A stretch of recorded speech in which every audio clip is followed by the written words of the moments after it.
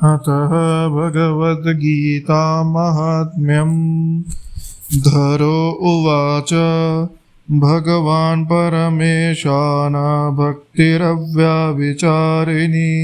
प्रारब्धं भुज्यमानस्य कथं भवति हे प्रभो। तो ये जो भगवत गीता का महात्म्य है वो मैं ले रहा हूँ वराह पुराण से। जब भगवान वराह देव अपने दांतों में पृथ्वी को लिए हुए पृथ्वी का उत्थान कर रहे थे, पृथ्वी को बचा रहे थे, तब पृथ्वी जो है धरणी वे कहती है, धरो उवाच भगवान परमेशानः भक्तिरव्यभिचारिणी प्रारब्धम भुज्यमानस्य कथम भवति हे प्रभु। यानी हे परमेश्वर भगवान, जो आपके प्रति भक्ति है, क्योंकि भगवान कहते ही मया अर्पति मनोबुद्धि की, मुझमें आप मन एवं बुद्धि को अर्पण कर दे, यानी आप मेरी भक्ति करें। तो धरणी यही सवाल पूछती है कि भगवान परमेशान है, परमेश्वर भगवान भक्तिर अव्यभिचारिणी, आपके प्रति स्थायी स्थिर बुद्धि कथम भवति हे प्रभो, कैसे उत्पन्न हो, किनमें उत्पन्न हो, प्रारब्धम बुज्यमान से, जो नाना प्रारब्धों को भोगते हुए इन जीवन को बिता रहे हैं, उनके मन में आपके प्रति स्थायी और स्थिर चिरंजीवी भक्ति कैसे उत्पन्न हो, कथम भवति हे प्रभु आपसे बताइए। श्री विष्णु उवाच, तो जो वराहदेव है वे उन्हें जवाब देते हैं, प्रारब्धम भुज्यमानो हि गीताभ्यास रता सदा सा मुक्त सुखी लोके कर्मणा नोपलिप्यते। कहते हैं प्रारब्धम भुज्यमानो ही, जो व्यक्ति प्रारब्ध को भोग रहा है यानी संसारी है, जीवात्मा है, वे अगर गीताभ्यास रतः सदा, यानी वे अगर सदा गीताभ्यास, गीता को पढ़े, गीता पे ध्यान लगाए, गीता का अध्ययन करे गुरु से जो वो व्यक्ति है सा मुक्तः, वे जीवन मुक्त हो जाता है, सा सुखी, वे सुखी हो जाता है, इन्हीं लोक में, इसी लोक में, परलोक में नहीं, इसी लोक में, लोक है कर्मणा नोपलिप्यते, कर्म योग का अभ्यास करते हुए वे कर्म में लिप्त नहीं होता। दो तरह के ज्ञान कर्म को बताया गया है गीता में, ज्ञानी का कर्म, अज्ञानी का कर्म। जो अज्ञानी है वे विषय उपलब्धि के लिए कर्म करता है, यानी उसमें मैं करता हूँ ये अभिमान रहता है, और जो ज्ञानी का कर्म है वे चित्तय शुद्धये कर्मः ना तो वस्तु उपलब्धये, वे चित्त की शुद्धि के लिए किया जाता है, वह व्यक्ति खुद को कर्ता नहीं मानता, वे सिर्फ चित्त शुद्धि के निमित्त ही कार्य करता है, उसे जो कोई वस्तु की उपलब्धि नहीं करना, यानी निष्काम कर्म करता है।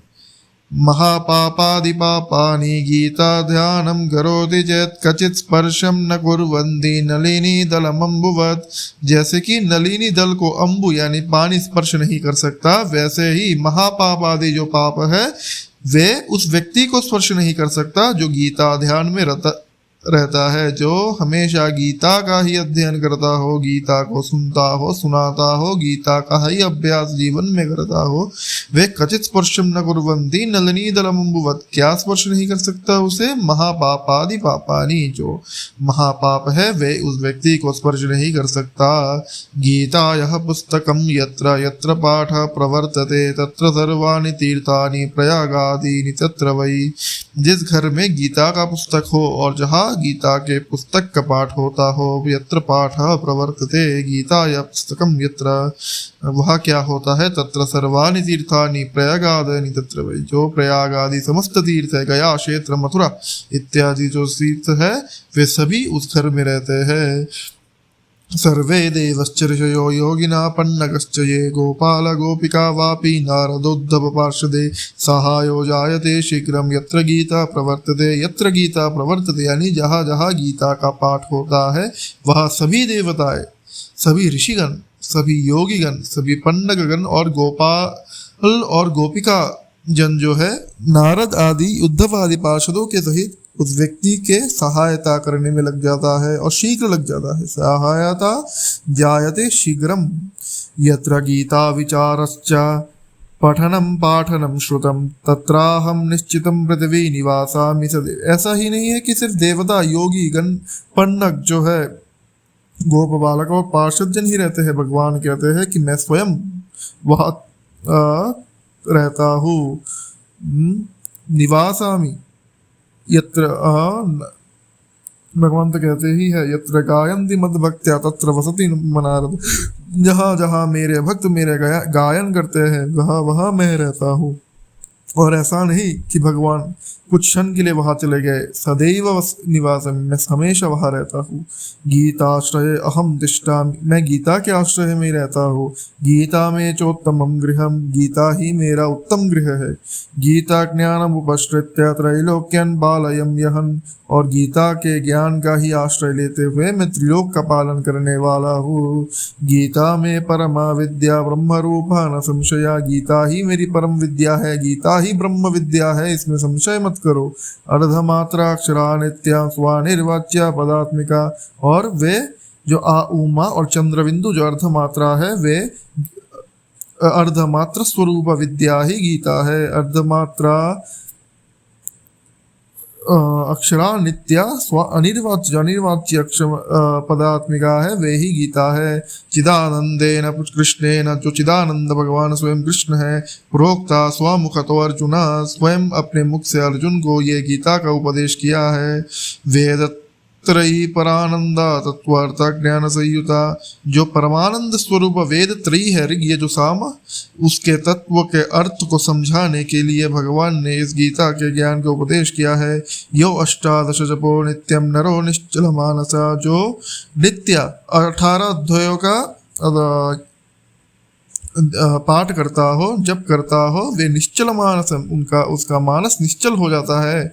और ज्ञान सिद्धिम सालभते ततो याति परम पदम, वे ज्ञान सिद्धि को प्राप्त करते हुए परम पद को लाभ करते हैं। पाठे समर्थ संपूर्ण ततो अर्धम पाठम आचरित, लेकिन अगर कोई कहे कि मैं पाठ में असमर्थ हूँ, यानी संपूर्ण 18 अध्याय को मैं नहीं पढ़ सकता, वे अर्ध यानी 9 अध्याय को ही पढ़े। तदा गोदानजम पुण्यम लभते नात्र संशया, उससे उसे गोदान का पुण्य मिल जाएगा। त्रिभागम पटमानस्तु गंगा स्नान फलम लभेत, या फिर जो 3 भाग यानी 6 अध्यायों का रोज पाठ करता है उसे गंगा स्नान का फल मिल जाता है। शरम शम जपमानस्तु सोमयाग फलम लभेत, जो षडंश यानी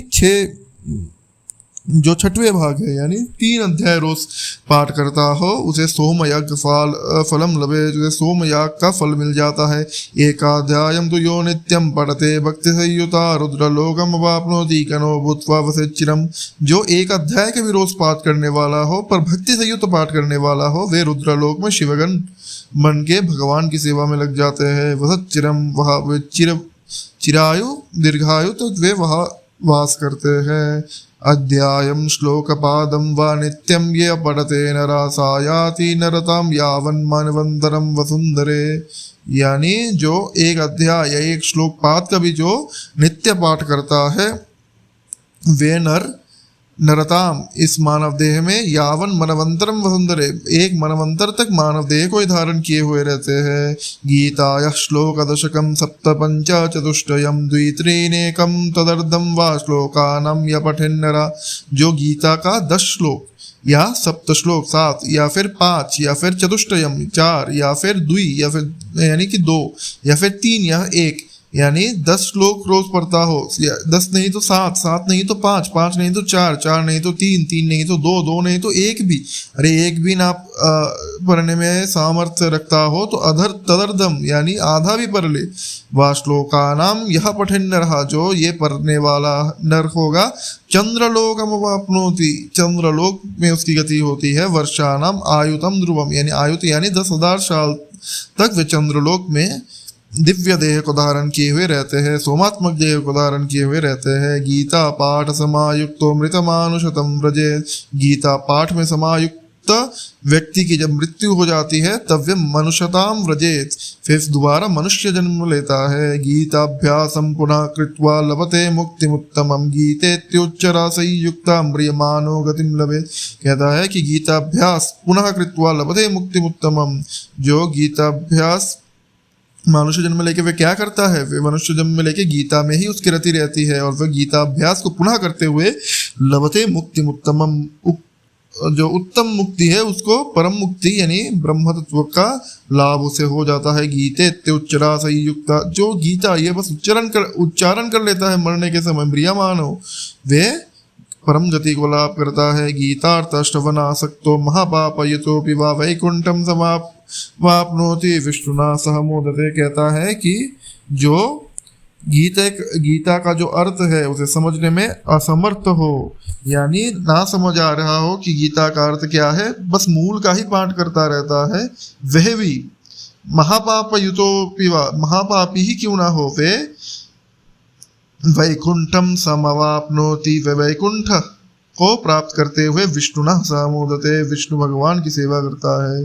गीतार्थ ध्यायते नित्यं कृत्वा कर्माणि भूरिशा जीवन मुक्त विज्ञायो देहंतम परमं पदम।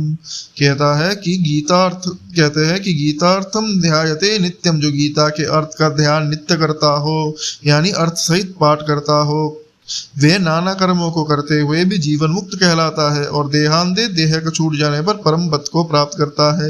गीतम आश्रित बहवो भूभुजो जनकादया निर्धूता कल्मषालोके गीतायात परम पदम। गीता के ही ज्ञान को आश्रय करते हुए नाना जो राजाएं हैं जैसे कि जनक आदि, वे निर्धूत और अकल्मषा और हुए हैं इस श्लोक में और परम पद को प्राप्त कर लिए हैं। गीता यह पठनम कृत्वा महात्म्यम नैव यह पठेत वृथा पाठो भवेत् तस्य श्रम एव हि उदारिता।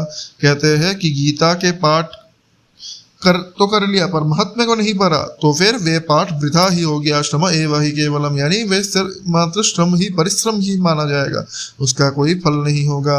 एतन् महात्म्य युक्तम गीता अभ्यासम करोति या सादत फलम अवाप्नोति दुर्लभा गतिम अप्नुयात्। यानी जो ये महात्म्य के संयुक्त इस गीता का अभ्यास करेगा वे सभी फलों को प्राप्त करते हुए गीता का जो दुर्लभ फल है मुक्ति, इसको भी प्राप्त कर लेगा। सूत उवाच महात्म्यम एतद् गीताया मया प्रोक्त सनातनम, मैंने उस सनातन भगवत गीता, सनातन शास्त्र का महात्म्य को बताया। गीतांते च पठेत् यस्तु यदुक्तम तत्फलम लभेत्, जो फलों का मैंने वर्णन किया है वे सभी फल उस व्यक्ति को मिल जाएगा जो गीता पाठ के बाद इस महात्म्य का पाठ करेगा। इति श्री वराह पुराणे श्री गीता महात्म्यम संपूर्णम। तो वराह पुराण में जो ये गीता, भगवत गीता का महात्म्य है उसका मैंने आपको अर्थ सहित श्रवण करवाया।